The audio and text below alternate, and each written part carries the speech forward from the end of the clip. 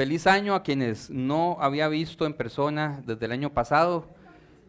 Que este año sea un año de bendición. Hay algo que quiero compartir antes de arrancar con la segunda charla de esta serie que se llama así, El Credo Hoy. Y es un comunicado oficial que difundimos hace unos días y quizás usted no lo vio, y si sí lo vio, qué bueno sería recordarlo. Muy unido a lo que estaba hablando ahora Gaby. Comunicado oficial: la Iglesia Refugio no está adscrita a ningún partido político. Respetamos plenamente el derecho fundamental de todas las personas a elegir libremente, sin presiones ni manipulaciones, conforme a su propia conciencia. Rechazamos toda forma de manipulación religiosa desde el púlpito, organizaciones eclesiásticas, federaciones o medios de comunicación cristianos orientados a solicitar el voto a favor de un partido o candidatura. En la Iglesia Refugio, cada persona es libre de decidir su voto y debe sentirse respetado o respetada, incluso si ha decidido hacerlo público. Aquí caben todas las personas con plena libertad de conciencia y sin coerción alguna. Ese es nuestro y ha sido nuestro posicionamiento desde hace muchos años. Yo creo que la primera vez que emitimos un comunicado parecido fue hace 8 años, y lo hemos sostenido porque lamentablemente, aunque parezca mentira, hay que hacerlo, porque hay dos cosas que pasan: o hay pastores que no se acuerdan de esto, y hay feligresías que tampoco se acuerdan de que nadie les puede decir en nombre de Dios por quién tienen que votar. Y yo quiero hacer el recordatorio. Si usted puede recordárselo a más personas, aunque no vengan a esta iglesia, es muy bueno eso. Muy bien, segunda charla del credo. Y yo quiero hacer algo esta mañana porque, por varias razones. Uno, quiero hacer un recordatorio de lo que hicimos, de lo que hablé hoy hace 8. Voy a hacer un repaso de lo que hablé. Uno, porque es materia complicada, es decir, varias personas me hicieron preguntas de quiz entre semana, pero ¿cómo era lo que usted dijo la existencia de Dios y la inexistencia de Dios, que no entendí muy bien, y tuve que hacer la tarea de conversar con gente? Lo voy a repetir brevemente, algunas cosas, algunos conceptos de 18, y avanzamos a la segunda parte de la serie. Vamos a hacer lo primero que hay que hacer, yo creo que todos los domingos de esta serie, es leer entre todos y todas el credo. Yo sé que está pequeñito, pero si usted puede verlo con sus ojos tapatíos, dijo aquel, leámoslo en voz alta, ¿les parece? A la cuenta de 3, 1, 2, 3. Creo en Dios, Padre Todopoderoso, Creador del cielo y de la tierra. Creo en Jesucristo, su único Hijo, nuestro Señor, que fue concebido por obra y gracia del Espíritu Santo, padeció bajo el poder de Poncio Pilato, fue crucificado, muerto y sepultado, y al tercer día y subió a los cielos, está sentado a la derecha de Dios, Padre Todopoderoso. Desde allí ha de venir a juzgar a vivos y muertos. Creo en el Espíritu Santo, la Santa Iglesia Católica, la comunión de los santos, el perdón de los pecados, la resurrección de la carne y la vida eterna. Demasiadas cosas en que creer, ¿verdad? Sí, tan ingrando. Ya cuando uno va por la mitad, uno dice, ya creí demasiado por hoy. A veces no creo ni en mí, voy a estar creyendo en toda esta carajada. Pero bueno, vamos a ir desgranando esto. Y vean que la primera frase realmente encierra como para una serie completa, solamente la primera frase. Creo, es más, no solo la primera frase, solo la primera palabra. Creo, yo creo. ¿En serio creo siempre? Creo en esto. ¿En qué creo? Y cuando yo digo creo, es una palabra peligrosísima, porque en lo que creemos, así actuamos. Usted sabía eso, ¿verdad? Uno actúa dependiendo de los axiomas que ha ido acumulando en su vida, de creo en, yo qué sé, creo en el capitalismo. Voy a poner cualquier, es que ahora cualquier cosa que uno diga, no se puede tomar, ¿verdad? Creo en lo que sea que me hayan enseñado de pequeño. Creo, y así actúa uno en consecuencia.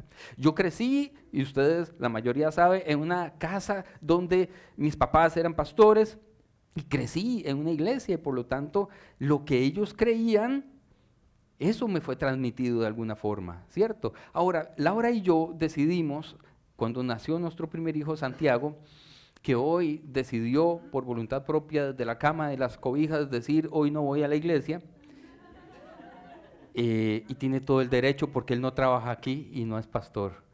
Tiene todo el derecho, ¿cierto o no? Porque si yo lo obligo, la primera palabra, creo, se empieza a ensuciar, se empieza a romper eso. Y decidimos, Laura y yo, que nosotros no íbamos, y esto era una apuesta arriesgada, no íbamos a influir en sus creencias hasta tanto ellos preguntaran. Fue pucha, complicado. Por supuesto, ellos ven y ven y ven lo que hablamos, lo que hacemos, lo que somos y lo que trabajamos en la iglesia, ven, calladitos, escuchan, cuestionan, y de repente sale Santi un día y dice, papi, yo quiero ser musulmán. Sí. Entonces, ¿verdad? Eso que en el cerebro dice, como cuando uno, voy a decir algo que tal vez usted no ha vivido, pero como cuando uno entraba medio tomado a la casa y uno decía que no se me está notando. Estoy hablando clarito, ¿verdad? Y yo, que no se me note, no, vos tenés todo el derecho a creer, seguí investigando libremente y por dentro, Señor, aleluya, Ramasheca, Talamazoa. Se me salió el Ramasheca. Y bueno, decidimos, entonces hago reunión en la oficina de emergencia de la casa, que es el cuarto mío, con Laura, y le digo, Laura, me acaba de decir esto Santi, ¿qué hacemos? Y bueno, no, dejémoslo, él solito va a tener que tomar sus propias decisiones y de repente se va a decepcionar o ¿verdad? Y cumplió 14 años el año pasado y Pau cumplió 11 años y decidimos por primera vez en diciembre sentarnos a hablar de la existencia de Dios con ellos. Por primera vez. Les dije, tenemos una reunión importantísima que va a ser histórica, hablemos de Dios y Santi. Pereza, mae. Y Pau, sí, porque Pau es lo más creyente, o sea, ella cree fervorosamente desde que nació, ella levanta las manos y toda la cosa, el otro le pone en duda todo, cuestiona todo. Y hablamos de la existencia de Dios, pero no imponiendo el que tienen que creer, sino en qué creen ustedes. ¿Ustedes qué creen? ¿Dios existe? Y empezó un diálogo delicioso, inolvidable, delicioso, con apertura, con respeto, porque ellos, yo no voy a imponerles lo que yo creo. Eso sería falso. Y hace unos días, y realmente aquí sí voy a hacer una pequeña inserción en alguna de las frases que he escuchado en alguno de los candidatos, dicen, nosotros no queremos ideologías que nos impongan. Y yo nunca he visto a un ateo repartir panfletos en la mañana de los domingos en la casa. ¿Cierto o no? ¿Quiénes son los que andan repartiendo volantes los domingos, los sábados, tocando la puerta de su casa? Eso es una imposición. Y cuando nos dicen, desde que esté en la escuela la escuela tiene que enseñar el cristianismo, eso no es una imposición. Entonces, el resultado de eso ya lo vivieron en Europa hace muchos años, muchos cientos de años, cuando Europa imponía la religión del príncipe. Esto es una cláusula legal que existía en la Edad Media, la religión del príncipe es la religión del pueblo. Y por lo tanto a los niños se les enseña a creer según crea el príncipe, el dueño del país o de la región. Y se les imponía. ¿Cuál fue el resultado? Una Europa atea en este momento, porque eso era falso. Imponer la palabra creo es terrible. El credo no nació como una pieza de museo, sino como un acto de resistencia intelectual y existencial en un mundo tan convulso como el nuestro. Esta gente, yo les contaba a ustedes hace 8 días, no estaba en un escritorio y una oficina alfombrada con aire acondicionado cuando dijo, vamos a escribir el credo. Los estaban matando. Y se estaban matando entre ellos también. El Imperio Romano estaba literalmente cayendo. Estamos hablando de un periodo de 3 siglos, entre el primer siglo y el cuarto siglo, que se va fraguando el crecimiento de la iglesia desde persecución hasta establecer el Imperio Romano como un imperio cristiano, ¿verdad? En el siglo III. Y de repente el imperio empieza a decaer, y cuando los imperios empiezan a decaer, ¿qué pasa? Hay más guerras, hay más hambre, hay más esclavitud, hay más violencia.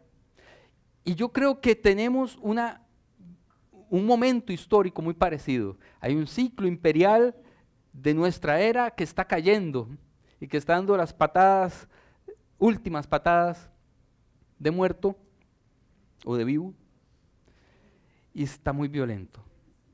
Está muy violento. Ustedes lo han visto. El mundo en que nació el credo era un tiempo sin suelo firme. Cualquier tierra la podía agarrar cualquier persona, cualquier imperio, cualquier ejército. Estaban a la libre. Se estaban matando demasiado entre ellos. Había demasiada esclavitud.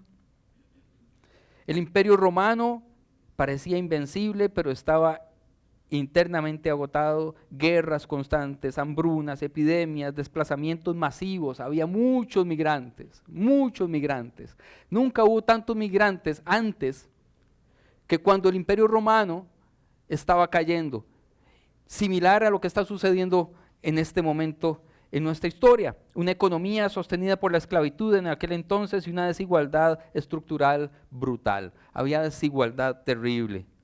Una sensación extendida de que los dioses antiguos habían dejado de responder. Ya nadie creía en nada. ¿No se les parece un poco a la etapa en que estamos viviendo? Ya nadie cree en nada.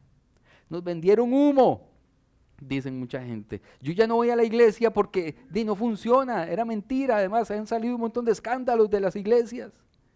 ¿Cómo les voy a creer?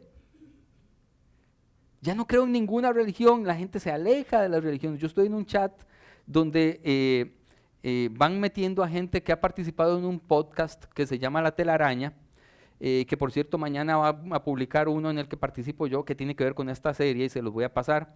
Y ahí hay escritores, filósofos, políticos, artistas, de todo tipo. Y como estábamos hablando en ese podcast que se va a publicar mañana acerca de la creación del universo, se armó un revuelo ahí. Y la mayor parte decía, ¿cómo van a poner la palabra crear en el universo? El universo no es creado. ¿Acaso hay Dios? Nadie cree ya. Nadie cree. La gente sabe o siente, tiene la sensación de que Dios ya no responde y de que la iglesia fue el peor instrumento para anunciar esas buenas nuevas. Este era el Imperio Romano, como les digo, y precisamente no era un lugar pacífico, próspero y lindo para vivir.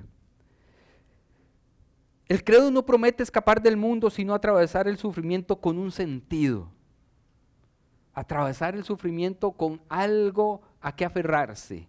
No promete salvarnos del sufrimiento, sino darnos un camino para poder atravesar el sufrimiento y el dolor. El credo no nace entonces de la seguridad, sino en la crisis, en una crisis de la iglesia, en una crisis del mundo. Por supuesto, cuando el mundo cambia, la iglesia entra en crisis.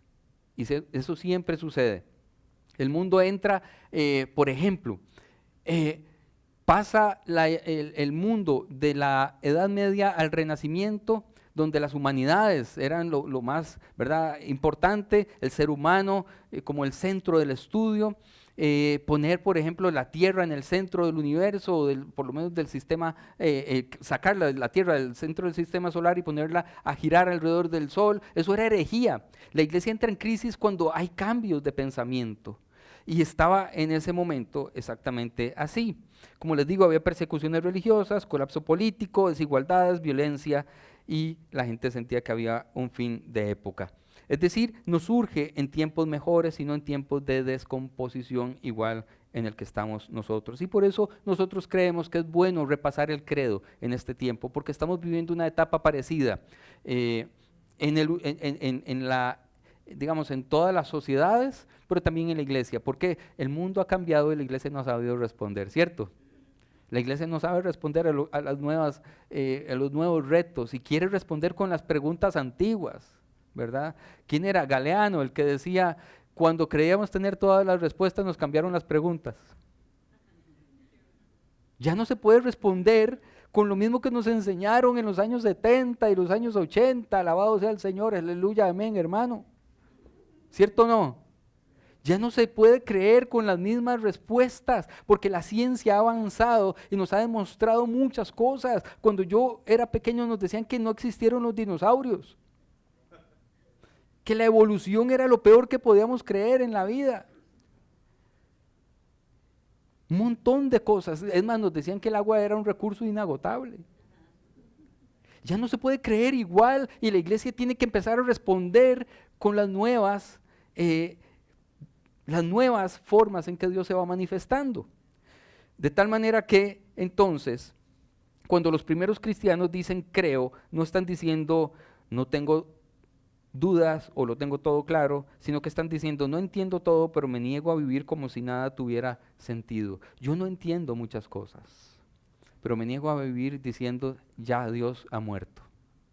Como dijo Nietzsche, me niego a vivir diciendo ya no tiene sentido hacer iglesia, ya no tiene sentido creer, porque el mundo cambió, porque nos demostraron que efectivamente hay evolución, porque nos demostraron que efectivamente hubo un Big Bang, porque nos demostraron que efectivamente hay un montón de cosas en la naturaleza que surgen de una manera que la Biblia no explica, ¿verdad?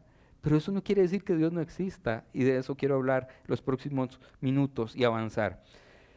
El credo no es una lista de evidencias, es una toma de posición ante el caos.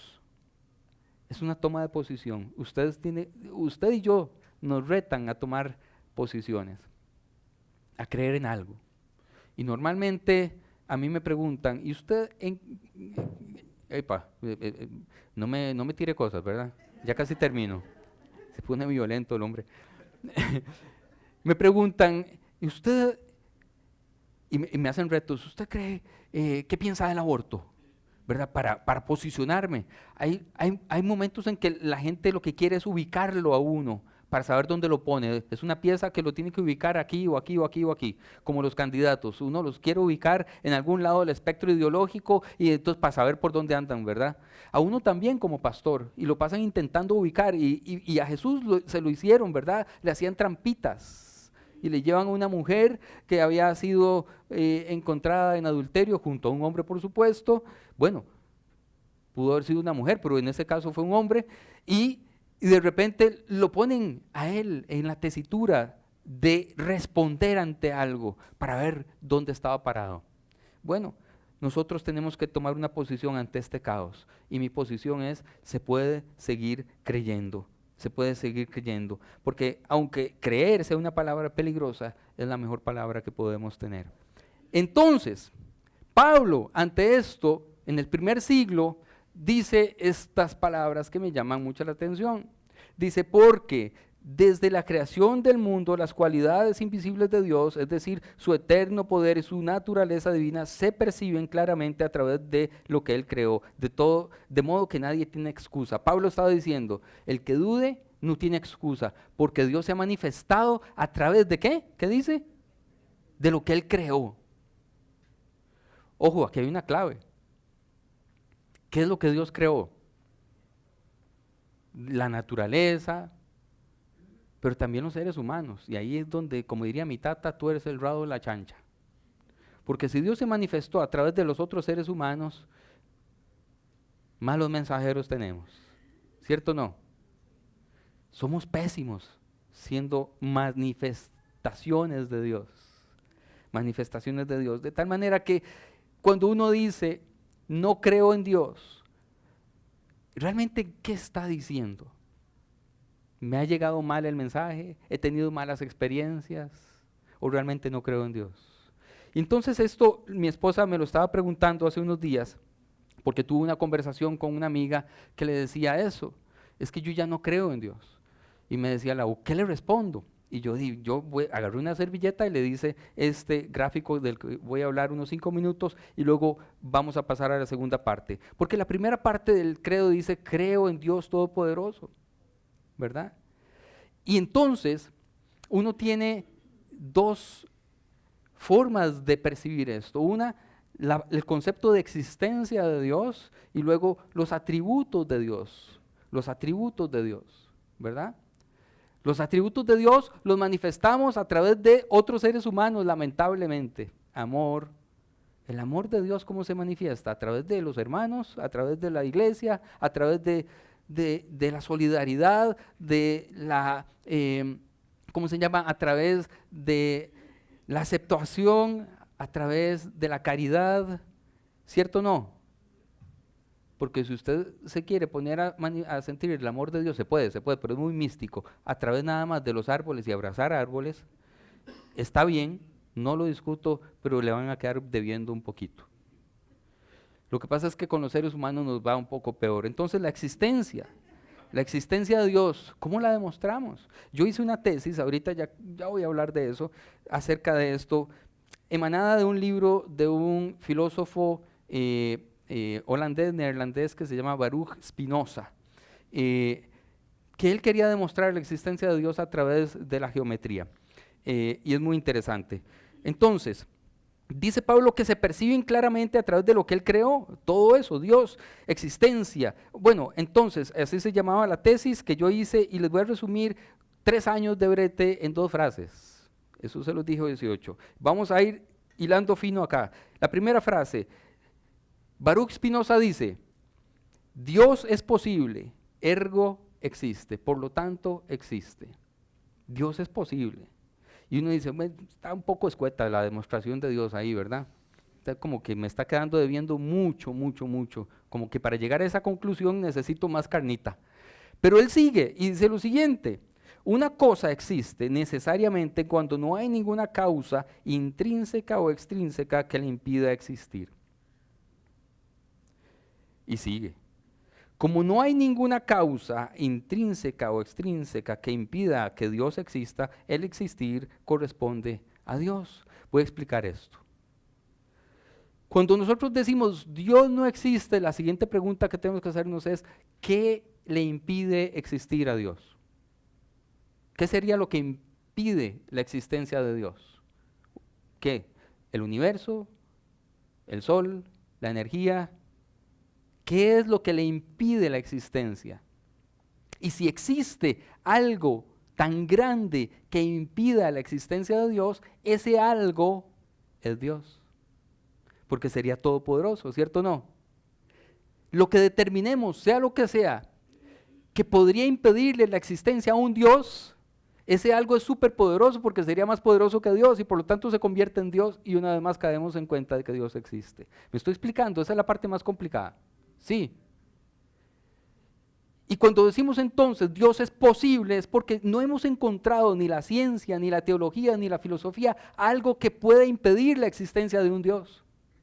Y como no hay nada que le impida la existencia, la naturaleza del existir corresponde a Dios. Dios es posible y por lo tanto Dios existe. Esa es la deducción de Baruch Spinoza, pero yo lo voy a desgranar un poco más. Entonces ya lo de la existencia lo tenemos, digamos que discutido. Dios puede existir, es posible, Dios es posible, ¿cierto o no? Sí, entonces yo creo que Dios existe, porque no hay nada que le impida su existencia y por lo tanto Dios existe. Ahora, ¿cómo existe ese Dios? ¿Cómo es que existe ese Dios? Y Pablo dice, de ahí la única forma de saberlo es a través de los hermanitos de la iglesia. Sí, tan ingrato. Entonces, veamos los atributos que decimos que Dios tiene. Amor. Usted siente siempre amor de sus hermanitos, no vuelva a ver a nadie. Estamos hablando de otras iglesias, las otras, las de los otros, las de la otra gente. Bondad. No, fidelidad. Misericordia. Gracia. Y hay un montón más. Y uno dice, no, hombre, mae. Si fuera por esta lista, yo deduzco inmediatamente que no existe Dios. Pero esa deducción es engañosísima. Es muy engañosa porque estamos supeditando la creencia en la existencia de Dios en esta parte, sus atributos, su carácter y no su naturaleza de existir. Es decir, lo voy a explicar como lo dije hoy hace 8. ¿Qué pasa si de repente yo les digo, mi hermana Mónica existe? Y les enseño una foto. No la traje por respeto a ella. Existe. Y usted me dice, si usted lo está diciendo, existe. Y yo les describo a Mónica. Mónica es una mujer bondadosa. Mónica es una mujer llena de amor, esforzada. Mónica es una mujer compasiva. Mónica es una mujer llena de gracia y de misericordia. Y usted se va con eso que yo le prediqué acerca de Mónica. Y un día usted va por un semáforo en la calle Y usted se acuerda de cómo era Mónica porque yo le enseñé una foto. Y el carro que va a la par suya le saca el dedo. Y es igualita a Mónica. Entonces no corresponde lo que yo le prediqué con lo que está haciendo Mónica y se le mete con el carro. Y usted dice, suave, entonces Mónica no existe. Es una deducción tonta, ¿verdad? O sea, es una deducción bastante improbable porque sí existe, lo que pasa es que no se apega a lo que me predicaron que ella era. Entonces yo no puedo llegar a la conclusión de que no existe, sino que no es exactamente como me la imaginé. Es diferente. Lo mismo puedo decirles cuando, bueno, los hijos siempre uno les da mucho, les da helado, siempre que uno sale andan pidiendo algo, lo que sea, y de repente uno le dice, hoy no, ¿verdad? Hoy no va helado. Entonces llega al kinder al día siguiente o a la escuela y le dice a la teacher o a la niña o a la profe, mi papá no existe.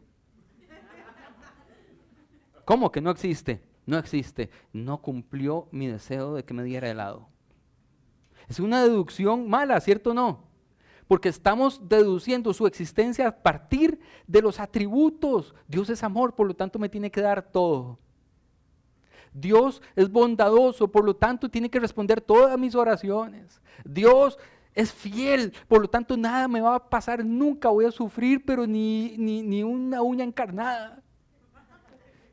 Por cierto, tenía un amigo que predicaba, tenía una predicación muy famosa que decía que él creía en la reencarnación, porque la uña de él se la operaban y volvía a reencarnarse, a encarnarse, digo, o sea, una reencarnación literalmente, pero bueno.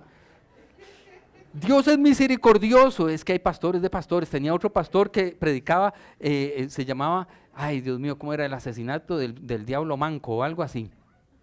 Decapitado en una cena de Juan el Bautista.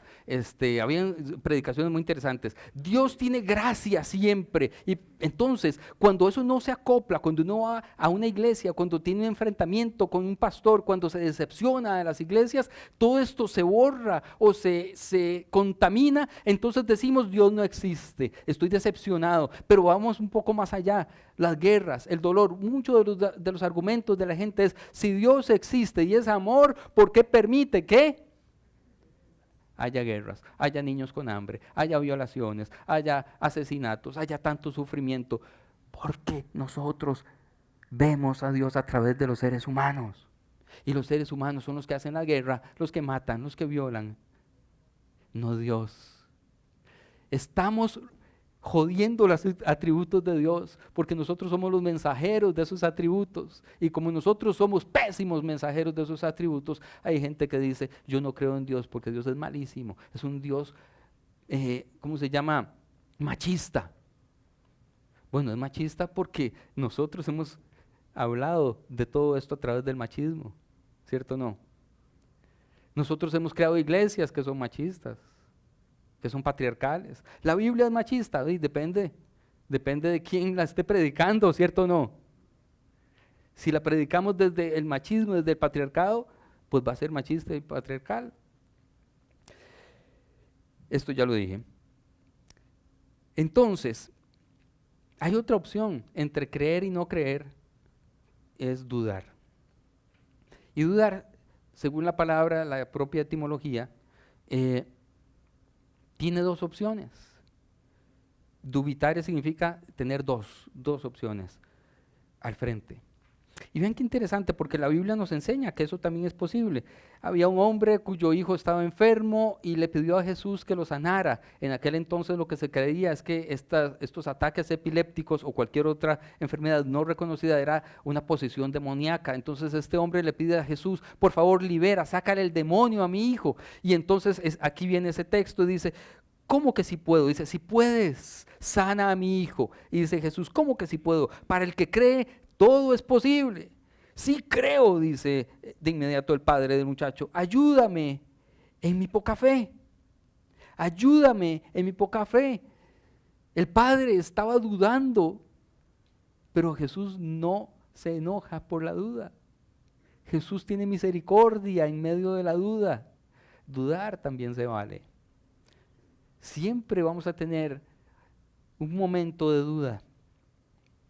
Y realmente la gente de fe que yo admiro más no es aquella que siempre dice que no duda, sino aquella que dice que en medio de la duda siguió adelante y siguió creyendo.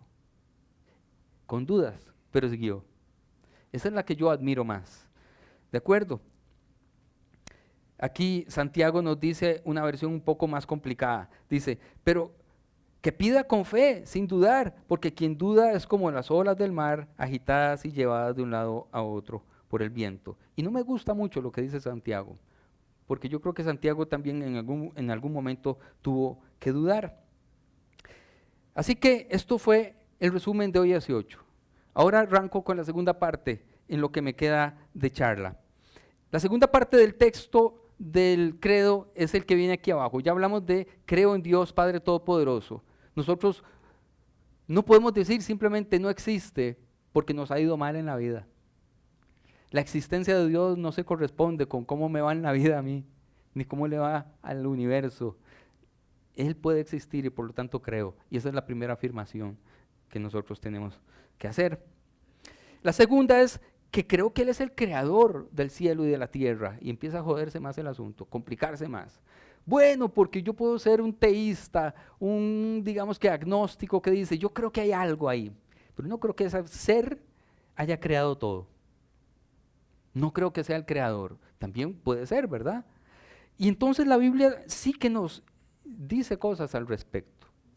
La Biblia no necesariamente demuestra la existencia de Dios ni está destinada a ser un compendio que demuestre la existencia, lo da por sentado, pero sí habla de la creación de Dios o la creación del universo a través de Dios. Y justamente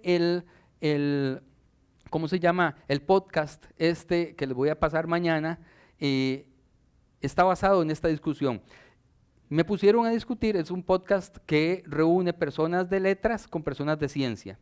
Entonces hablan de cualquier cosa, por ejemplo de la nostalgia. Entonces la gente de letras probablemente leerá poesía, hablará de la nostalgia en términos literarios, y la gente de ciencia hablará de qué es lo que sucede en el cerebro cuando la gente está sintiendo nostalgia, cuáles son los químicos del cerebro que está produciendo, de lo que sea, ¿verdad?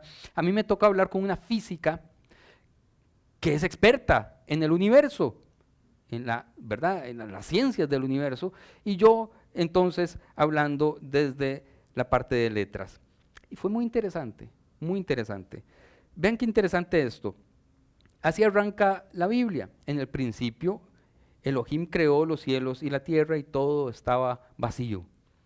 Arranca prácticamente igual que respondiendo el credo. Dios crea, Elohim crea, y todo estaba vacío. Hay alguien que hace algún tiempo, los científicos, empezaron a hablar de ese vacío primordial. Y este hombre que se llama Georges Lemaitre, que fue el primero en tratar el tema del Big Bang, era un sacerdote católico. Ojo, esto es muy importante. La primera persona que dijo que existió un Big Bang, una gran explosión que dio inicio a todo esto, era un teólogo, un sacerdote. La idea del Big Bang no es de los ateos para refutar la Biblia, viene desde dentro de la iglesia para responder con ciencia a lo que la Biblia está diciendo, ¿verdad? Ahora bien, esto evolucionó un poco más, la idea del Big Bang, y mucha gente empezó a decir que esto era ciencia y se agarró la iglesia con los científicos. Ustedes crecieron, al igual que yo, en una época en que ciencia y religión parecían enemigos. Sí, ¿verdad? Y todo lo que viniera de la ciencia lo ponían en duda. Porque la ciencia y la fe, y a mí me decían una frase muy a menudo que es: la letra mata, más el espíritu vivifica. Es decir, la letra es el estudio y el espíritu es todo lo que tenga que ver con Dios, ¿verdad? Pero Pablo no estaba diciendo absolutamente nada de eso. Einstein llegó a una conclusión todavía más interesante. Lemaitre había dicho que había un vacío primordial y que luego hubo una explosión que se llama el Big Bang. Y Einstein dijo que en ese vacío primordial no estaba tan vacío. Habían un montón de partículas diminutas que vibraban demasiado rápido y que tenían demasiado energía, demasiada energía. Y cuando esas partículas se comprimieron de tal manera, tan fuerte, o tantas partículas se comprimieron, explotó y se generó lo que hoy conocemos como el universo. Todo esto a la gente de aquel entonces de la iglesia le sonaba rarísimo, como si Dios dijo que Él dijo, que con su palabra dijo, hágase la luz, hágase las estrellas, hágase las aguas, sepárese las aguas. Fue por su palabra, no había nada vibrando, no había un vacío, no había... Bueno, interesantemente, esta frase que estaba aquí de Génesis 1:1 dice, todo estaba vacío. Ahora, la Reina Valera nos engaña un poquitín en la traducción, porque dice... En el principio creó Dios los cielos y la tierra estaba vacía y desordenada, dice, ¿verdad? Desordenada y vacía. Y entonces uno decía, bueno, si está desordenado no puede estar vacío, porque si está vacío no hay nada que desordenar. Es una contradicción. Es que no supieron traducir, y yo los entiendo porque no habían las herramientas que luego hubo para la traducción. ¿Cómo traducir esta frase tohu vabohu en hebreo? Esta que tenemos aquí, tohu vabohu. Tohu vabohu significa el vacío más vacío, el vacío dentro del vacío. Entonces la Biblia sí estaba hablando de lo que el Maitre estaba diciendo en su teoría. Había un vacío primordial, efectivamente, pero la Biblia también dice algo que dijo Einstein, lo que estaba diciendo Einstein. Vamos a ver. Dice, y su aliento, ruaj, aleteaba por todas partes. Inmediatamente Dios profiere una palabra y aparece la luz. Aleteaba y aliento. La palabra aletear en hebreo es merajefesh, que significa vibrar muy rápido, vibrar mucho, con mucha energía. Y su espíritu vibraba, no aleteaba, vibraba. ¿Qué decía Einstein? Había un montón de partículas vibrando en todo ese vacío, que era energía pura. Y la Biblia dice, en ese mismo instante, ojo que estamos en Génesis 1:2, había algo que le llamamos espíritu, para llamarlo de alguna forma, que vibraba por todas partes. Y de repente hubo una luz muy grande. Hágase la luz. ¿Qué es la luz después de vibrar tanto? Una gran explosión, ¿sí o no? No puede ser otra cosa. Si todo está negro y de repente hay una gran luz, ¿qué es? Una lamparita, una luz de bengala, un cohete, una gran explosión, un Big Bang. Yo sí creo que Dios creó el universo y además la Biblia lo reafirma de una forma poética, hermosa, que quizás no siempre nos lo han predicado de esa manera. Casi nunca hemos escuchado que Génesis 1:1 y Génesis 1:2 sí pueden ser equiparados a ciencia con la teoría de Einstein o la teoría de Lemaitre y con todas las demás que han venido después. Esas partículas diminutas que hoy están comprobadas, siguen existiendo hoy. Y me decía esta mujer, mañana ustedes si se animan a escuchar el podcast, me decía, sí, pero es que el universo sigue creciendo. Y la Biblia también habla de eso, es muy interesante. En Isaías hay una descripción donde, y en Job también, donde aparece Dios expandiendo el universo como quien expande un espejo, dice. Ahora, esto es muy interesante porque los espejos de antes no eran como los que tenemos hoy. Los que tenemos hoy son arena con un montón de otras aleaciones y sale un espejo que más o menos nos refleja a nosotros de forma fiel. Digo que más o menos porque no es usted cuando usted se ve al espejo ese no es exactamente usted. Es como cuando usted se escucha grabado. Usted se escucha su voz y usted dice, qué raro me oigo, ¿verdad? Porque no es exactamente uno, ¿verdad? Es una interpretación de uno. Pero antes los espejos se hacían con un metal, bronce o con algunos metales, hierro, que había que darle masazos para irlo expandiendo como cuando uno va haciendo, ¿verdad? Con plasticina, lo estripa para esparcirla y lo que se reflejaba era una cosa horrible. Por eso Pablo dice que en un principio veíamos como en un enigma, como en un espejo, pero entonces le veremos cara a cara, ¿verdad? Pablo dice que los espejos no son fieles, pero la Biblia está diciendo que Dios aparece ya en el Antiguo Testamento expandiendo el universo a masazo limpio, como se expande el hierro para ir expandiendo sus orillas, para hacerlo más grande, más grande, más grande. ¿Y qué dice la ciencia? Que hay destellos que se llaman corrimiento al rojo profundo, que son explosiones en los bordes del universo, son explosiones que lo que hacen es expandir el universo constantemente. Dios sigue creando el universo constantemente, de forma infinita. Y la Biblia ya lo estaba percibiendo de esa manera. Aunque esta gente no conocía la ciencia de esa manera, tenían algún conocimiento que los hacía describir exactamente lo que la ciencia habla al respecto. Entonces yo puedo decir, Dios, creo que Dios existe, que Dios es todopoderoso, y con esto, para mí por lo menos, creo que Dios es el creador del cielo y de la tierra, y que no se contradice con nada que tenga que ver con la ciencia que esté diciendo eso. Vacío y más vacío. Yo creo que es que me voy adelantando en lo que voy diciendo, y ahí está, ¿verdad? El espíritu de los dioses Mejaferish aleteaba sobre las aguas. Yo quiero, hoy ya son las 12 prácticamente, dejar el tema, digamos, ahí, porque yo sé que son dos cosas, que algunos tienen ya dolor de cabeza. Al final íbamos a repartir unas pastillas para el dolor de jupa.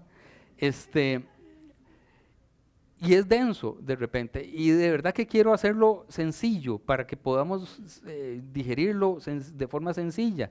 Porque si uno se quiere poner espeso en esto, podría ser una conferencia distinta a esta. Pero digamos que estas 2 pinceladas es solamente para responder a ese primer enunciado del credo. Creo que con eso tenemos un poco para masticar y pensar en esto. Pero yo quiero tomar los próximos 10 minutos para conversar con ustedes, para que hagan preguntas. Y si yo tengo alguna respuesta, puedo entonces hacerla ahora. O si quiere hacer algún tipo de comentario. Siempre digo, y esto es muy importante, que si quiere participar en esta parte, lo puede hacer siempre y cuando tenga una pregunta muy concreta y un comentario muy concreto, que no sea largo. No me predique otra vez, ¿verdad? Si me va a contradecir, me lo manda mejor por correo. No, mentira. Ok, de acuerdo, ok. Adelante, ¿quién va primero, primera? Tiene que encenderlo, creo. Sí, sí. Okay. Buenos días. Buenos días. Sí, el tema de cómo surge el universo es muy interesante. Hace un tiempo estaba escuchando que es posible que salga de un agujero negro. O sea, no sabemos lo que pasa en un agujero negro del otro lado del agujero. Entonces hay quien postula que puede ser que el universo haya surgido del otro lado del agujero. Bueno, eso como información random por si alguien quisiera como revisar eso. Gracias por la información random. Pero la Biblia también habla de los agujeros negros. Vean, espérese, yo se lo saco. De hecho, mi consulta ya más relacionada con lo que estabas predicando es ¿qué necesidad tenemos de darle atributos a Dios? Porque yo podría pensar que esa cosa que fue la fuente del inicio del universo es Dios, esa energía o esa explosión, uno lo podría pensar así. Sí. Y podríamos pensar, si ahorita estamos aquí es porque esto ocurrió de alguna forma. Y esa forma en la que ocurrió, podríamos decir que es Dios. Podríamos afirmar que Dios existe, porque estamos aquí. No importa cómo fue, hubo un inicio. Sí. Pero mi pregunta es, de ahí a hacer el salto, de darle atributos a esa fuente que provocó lo que existe, no sé qué tanto podríamos afirmar que realmente Dios es bondad, que es misericordia, o que tanto es algo que nos educaron a que es así, y que ese es el mundo lindo, entonces digamos que Dios es así. Ok, es una excelente pregunta y que tengo respuesta, porque no todas las preguntas tienen esas características, que sean buenas y que yo tenga respuesta. En este momento coinciden. Hubo un teólogo suizo que se llama Karl Barth, que tiene una frase que se hizo famosísima, que a esa frase se le llama la bomba de la teología del siglo XX, es decir, cayó y cambió todo. Dice, Dios es el totalmente otro. Todo lo que creíamos, es decir, y lo sigue desarrollando, todo lo que hablemos de Dios está equivocado.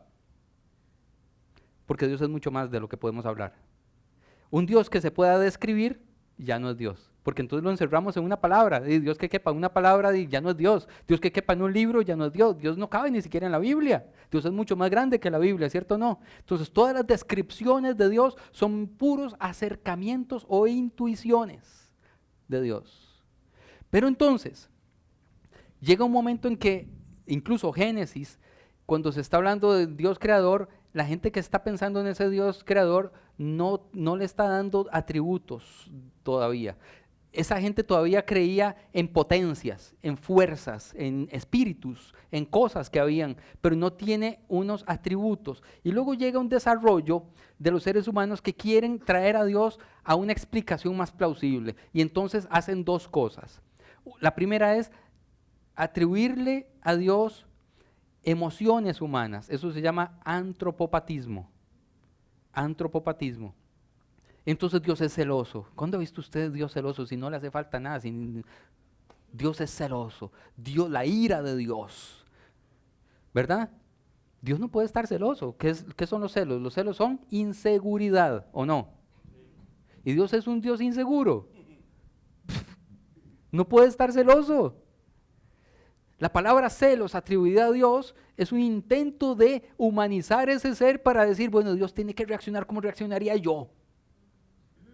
Si se me va la doña con otro, imagínense, si la iglesia se le va con otro, ¿cómo reacciona Dios? ¿Verdad? Una lectura machista. No puede reaccionar así, imagínate, pasaría matando a medio mundo. A medio mundo. Intentamos describir a Dios según nuestros conceptos humanos. Y eso sí es coincidente con lo que decía Nietzsche, nosotros creamos a Dios. Entonces decimos que ese amor de Dios es como un amor de padre. Sí, pero suave, los únicos papás que nosotros conocemos son los nuestros. Y algunas personas ni eso. Y entonces, ¿cómo podemos entender el atributo de Dios de su paternidad y su amor paternal? Y no puede ser amor maternal. Por supuesto que puede ser amor maternal. Y luego el ser humano no solamente en ese intento de entender a Dios o de explicar a Dios, no solamente le pone antropopatismos, emociones humanas, sino antropomorfismos, forma humana, los pies de Dios, la mano de Dios, la cabeza de Dios, los ojos de Dios. Cuidado tus ojitos lo que ven, porque en el cielo hay un Dios que todo te ve y son unos ojos así del gran hermano viéndolo a uno hasta en el baño hacer caca y uno ahí, Dios mío, perdóname, pero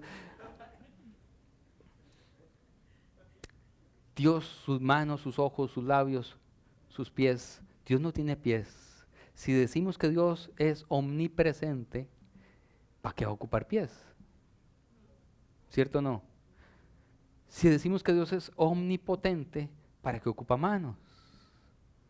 Es una forma de entenderlo, pero ese no es Dios. Y por eso vuelvo al gráfico anterior. Todo lo que decimos acerca de Dios, entonces nos lleva a una conclusión errónea de su existencia.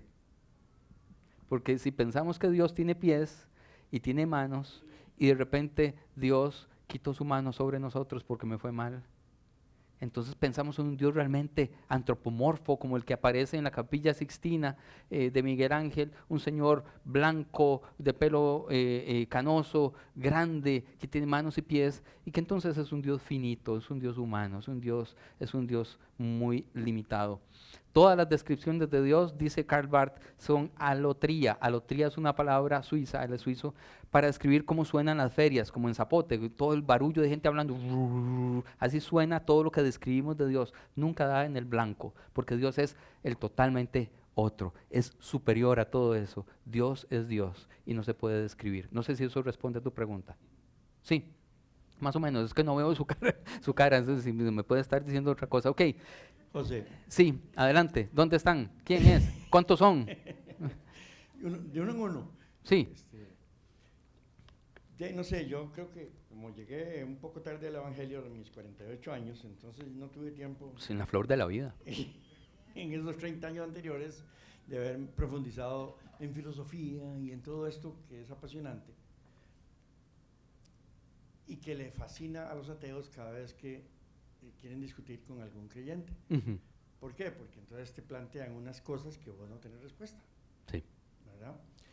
¿Por qué? Porque uno no ha podido profundizar en todo eso para salir con todo esto que nos estás enseñando. Y entonces yo descubrí hace unos años que mi fe no se... Uno no se hace creyente y deja de pensar, ¿verdad? Ah, no, el cerebro sigue conectado, espero, ¿ah? Alguna gente sí, en muchas O iglesias. que lo conecten si no lo ha usado antes, No, ¿verdad? no, Lo no, tienen nuevo. En muchas iglesias sí pasa, Sí, ¿verdad? En las otras. Pero la manera, primero, evitar discutir con ateos porque no se trata de eso. Y uno va a perder, ¿verdad? ¿Por Ajá. qué? Porque lo que yo tengo es mi experiencia personal de que Dios existe. sí, Es una experiencia personal. Es un sentimiento, es una emoción que yo tuve y que se ha confirmado cotidianamente en los últimos 20 años. claro. Donde yo veo el poder de Dios actuando en mi vida y en la vida de otros, Sí. ¿verdad? Y esa es una lupa importantísima, Javi, porque es la experiencia personal. Ahora, las experiencias personales no se pueden convertir en dogma, ¿verdad? Y entonces, dijiste dos cosas muy importantes que voy a repetir. Lo primero, ¿para qué queremos discutir con los ateos? O sea, ¿cuál es la gana de imponer nuestra fe? No sirve. Lo que se impone es falso. Una fe impuesta y ganada como una batalla, como una pelea, lo único que hace sentir al otro es cólera. ¿Cierto o no? Y así nadie cree. Entonces, no, yo tengo muchos amigos y amigas que no son creyentes y que son ateos y toda la cosa, y con ellos no me hace falta estar reafirmando mi fe. Yo la tengo. La otra cosa importante realmente es que nos solicitan, cuando nos solicitan algunos, que demostremos la existencia de Dios para poder creer. Y yo les contaba, yo hace 8 una historia personal que se les resumo demasiado puntual. Cuando en un puesto de migración en un aeropuerto de Estados Unidos me llevaron al cuartito y me dijeron que mi nombre coincidía con el de un narco. Ateos. Ni en política me he metido para eso. No llegué ni en... Llegué, bueno, es que no tengo pinta de narco, pero bueno, creo yo. Pero entonces me retienen el pasaporte, saco la cédula y me dicen, pero eso es un papel, se lo pudo haber inventado, demuéstrenos que usted no es ese, pero usted sí es usted, el que usted dice que es. Y empiezo yo a sudar, y yo, ¿cómo demuestro que yo existo?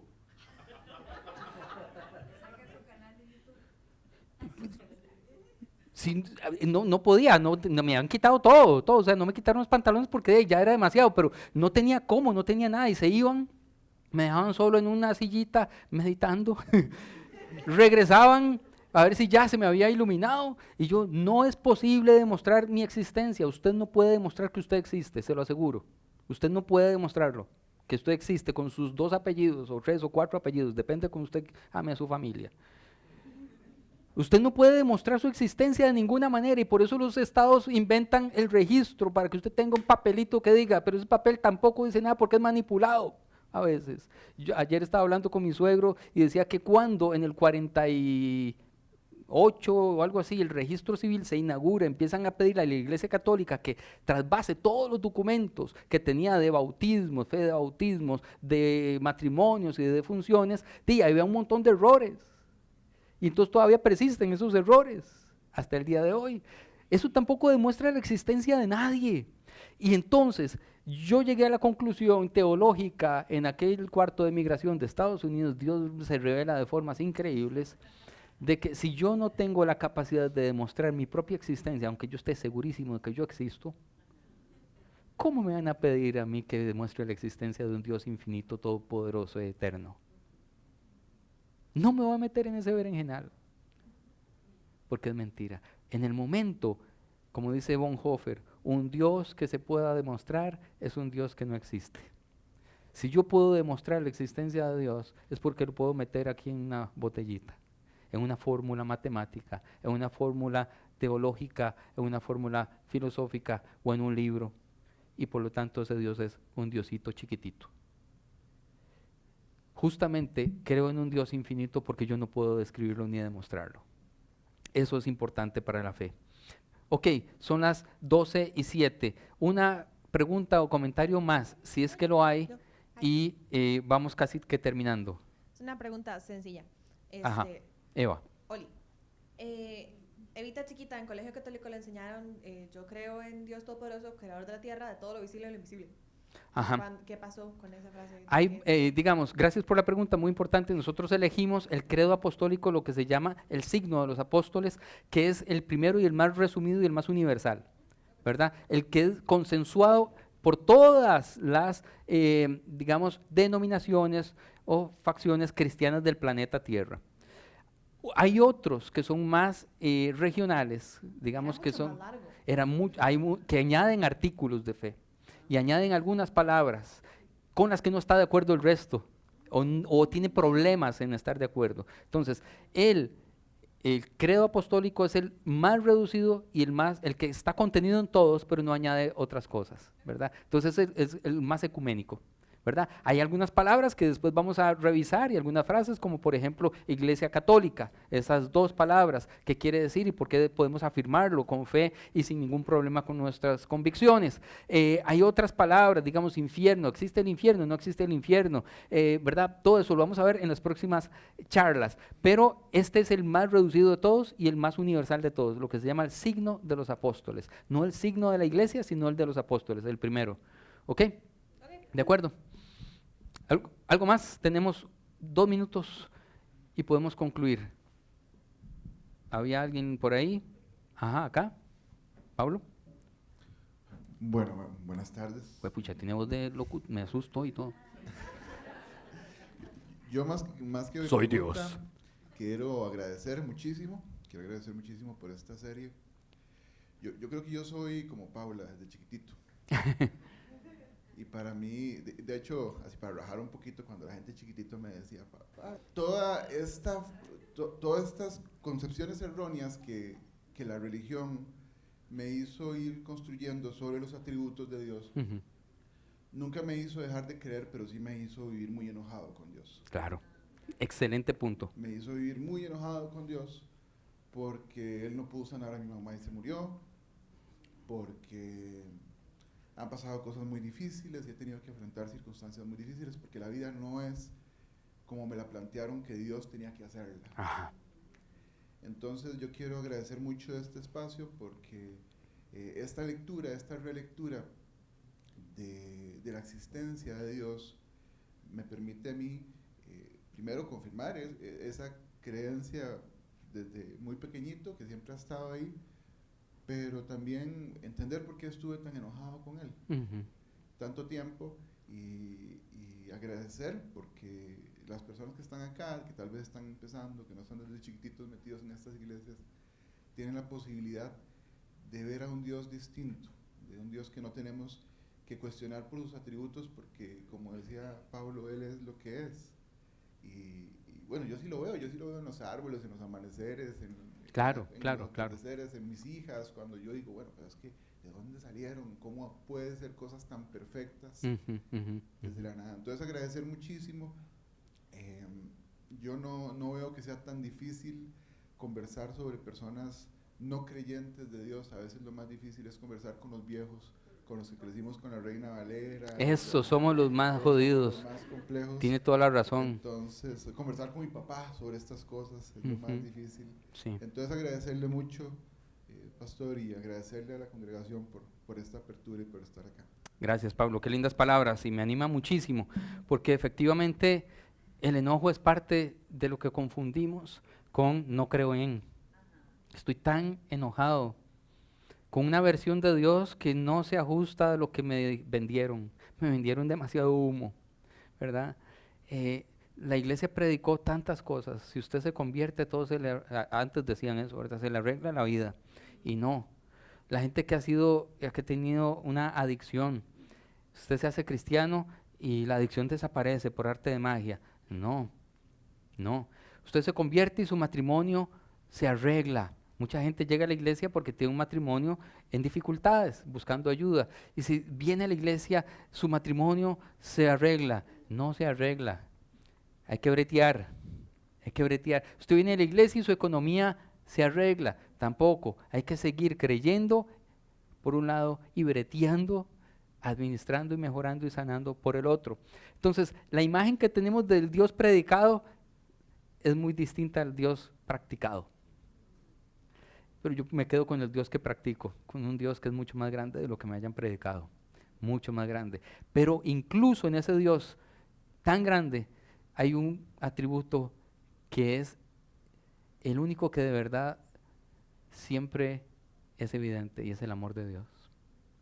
Es decir, yo no puedo concebir que Dios, a pesar de todas esas distorsiones que he recibido en las predicaciones, en la práctica de la fe, etcétera, siempre ha salido a defenderme, a abrazarme en medio de las lágrimas, en medio de los hospitales, en medio de las carencias. Y entonces yo digo, sí, este Dios, el que nadie me ha descrito, el que no tiene forma, el que no tiene nombre, el que no tiene un montón de predicaciones y artículos de fe, este Dios es amor, no tiene, es amor. No es un atributo, es lo que Él es su esencia, Él es amor. Y así terminando tan bonito, pongámonos de pie, que vamos a orar para terminar.